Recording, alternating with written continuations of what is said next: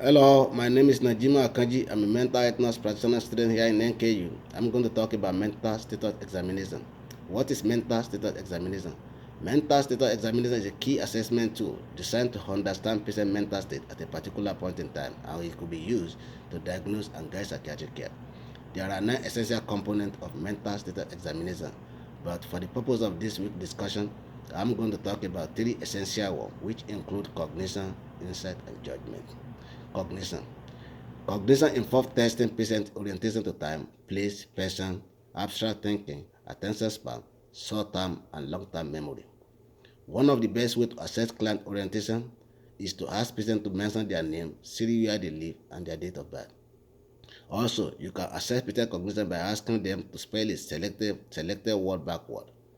Also, short-term memory of the patient could be assessed by asking a client to remember 3 words chosen at random and inform them to repeat it after you.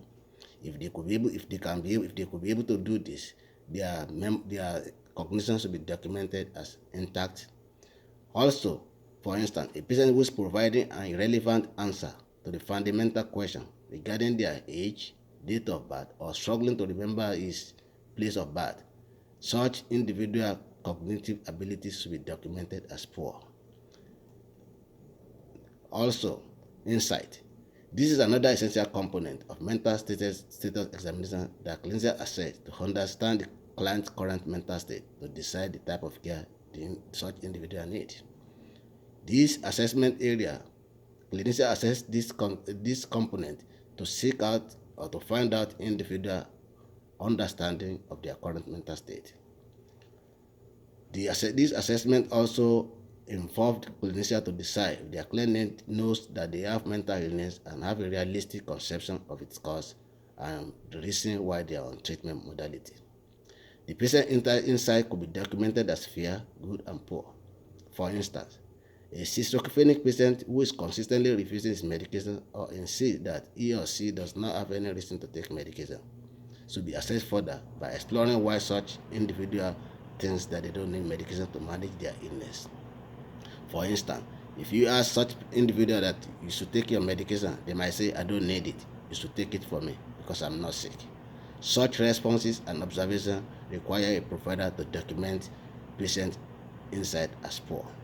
On the contrary, during the client and provider evaluation, a client with good insight will be able to identify the cause of their disorder and demonstrate an understanding of the need to comply with the medication treatment regimen. Equally, patient insight may be documented as fear.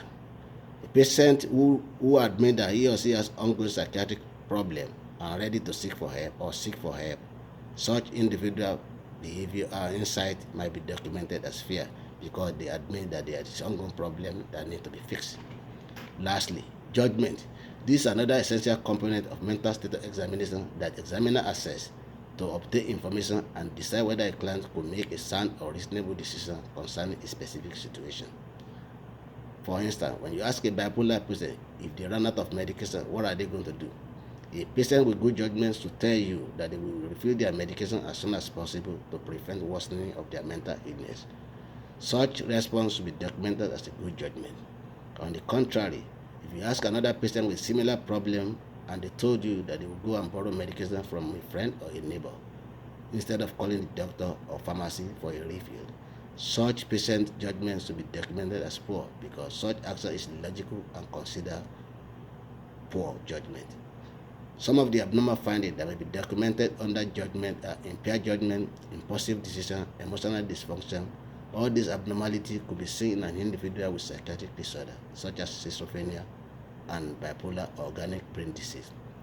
Regardless of the setting, all healthcare professionals should pay close attention to the patient's cognitive ability, insight, and judgment because all these essential components may promote medication adherence if proper psychiatric care or initiated on time. Early identification of patient cognitive disability, poor insight, or poor judgment could promote patient recovery and guide psychiatric care. Thank you.